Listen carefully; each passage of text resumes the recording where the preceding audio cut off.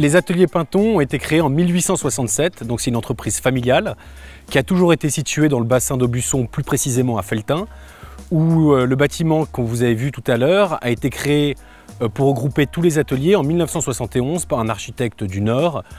Et on y crée ici des tapisseries et des tapis avec deux techniques différentes.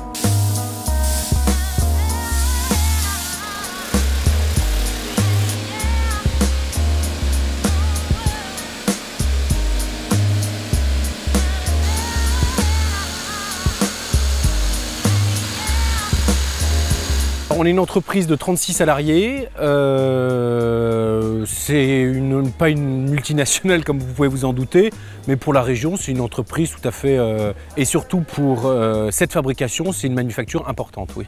On forme les gens en interne et la formation n'a pas changé d'un iota depuis 1867. Donc la technique reste la même.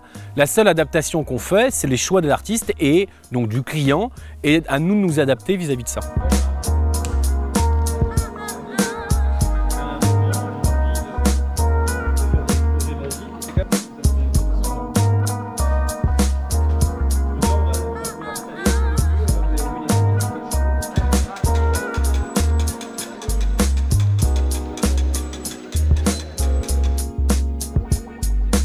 Il y a deux produits, il y a la tapisserie où la technique n'a pas changé depuis des siècles.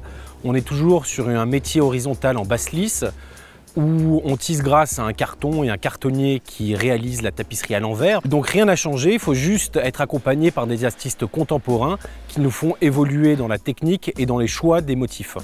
Après le tapis qui est une technique plus moderne, le tuft, on s'est associé à des designers qui étaient dans la haute couture pour l'autre dans le textile et nous créer des collections tout à fait innovantes qui permettent à des décorateurs à la pointe et à la mode de choisir nos modèles puisque ce marché est très large et on est en concurrence forcément avec des Chinois à des prix tout à fait réduits.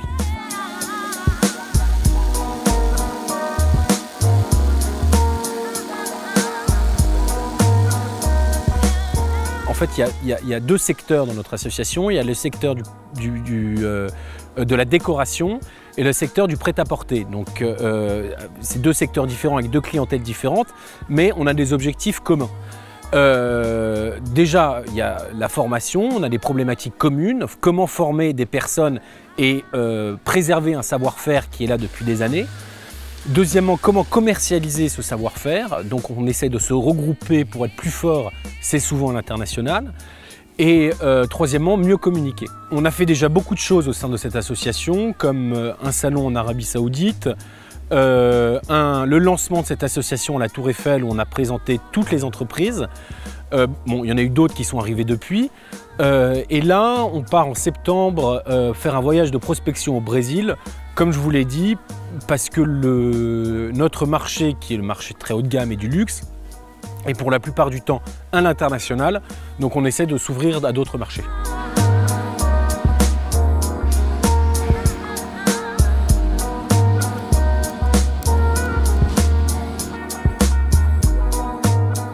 L'entreprise est ici, j'ai une famille avec 2 enfants.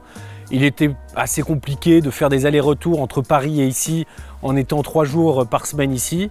Donc, et puis maintenant j'ai trouvé de l'espace et un bon air dans cette région.